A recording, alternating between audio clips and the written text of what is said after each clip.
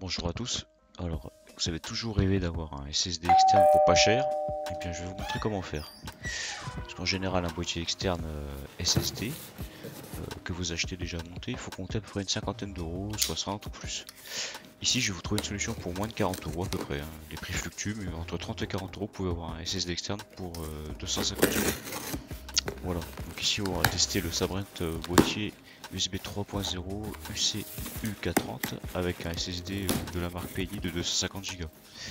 Voilà, bon, une fois qu'il sera monté, le SSD perd quelques gigas, c'est tout à fait normal, hein. Il sera à peu près de 220-225. Donc ici je l'ai commandé sur Amazon. On va procéder au déballage des deux produits. Bon, le boîtier SSD de la marque Sabrent, c'est un très bon produit, de très bonne qualité, en aluminium brossé, je précise. Vous pouvez le voir après. EPNI, c'est une marque relativement accessible, très peu onéreuse au niveau du tarif. Voilà, ici il faut compter entre 20 et 29 euros le SSD et à peu près 10 euros le boîtier. Un bundle très simple, hein. Très simple au niveau du bundle.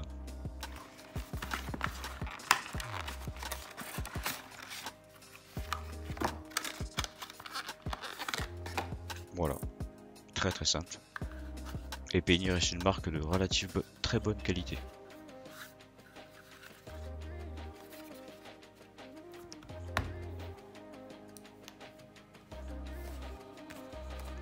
Voilà, ici le boîtier qui peut contenir aussi bien un SSD qu'un HDD de 2,5. Personnellement, le plus rentable actuellement c'est de mettre un SSD. Voilà, le bundle est relativement complet, hein. Pour 10 euros franchement, une housse, un boîtier, un câble USB 3.0, une notice explicative, une garantie, un tournevis aimanté et deux petites vis.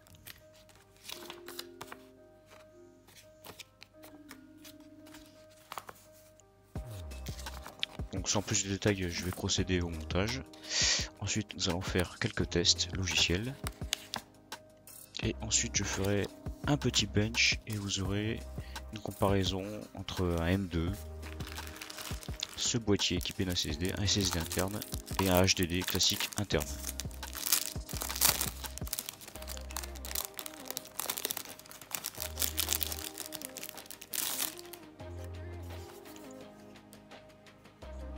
Voilà, il y a pas mal de prise en charge au niveau logiciel et il est compatible 2.0, 1.1, 3.0 forcément. Sachez que le boîtier a un port intégré avec un micro logiciel qui va optimiser les performances des SSD principalement.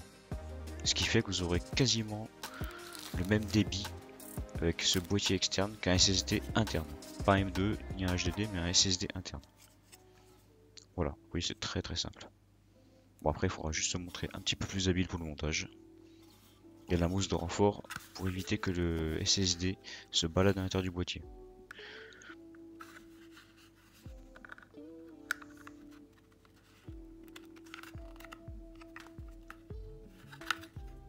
Voilà. C'est très simple à monter, hein.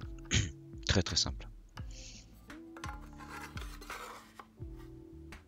Bon par contre faut le mettre dans le bon sens. Bon le seul regret sur le boîtier c'est que malgré qu'il soit en alu brossé, il se raye relativement vite. Et puis pour 10 euros, la housse qui fournit avec est vraiment limite, hein. Je pense qu'elle est fragile, assez fragile et elle peut pas contenir le câble. Oui, effectivement, oui, il faut bien savoir monter les vis et pour ça, il faut être un peu plus habile parce que les vis sont relativement petites quand même.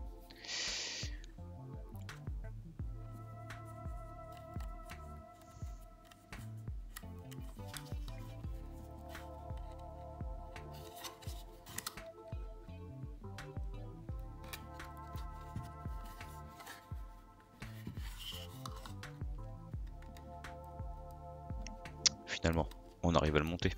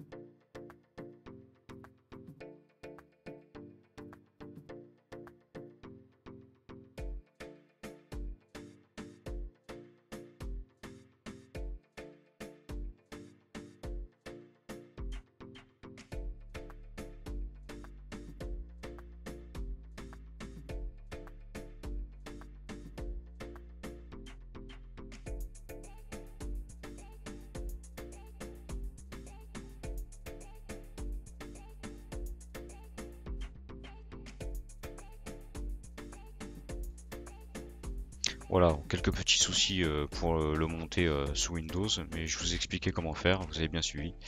Voilà, c'est un produit que je recommande quand même.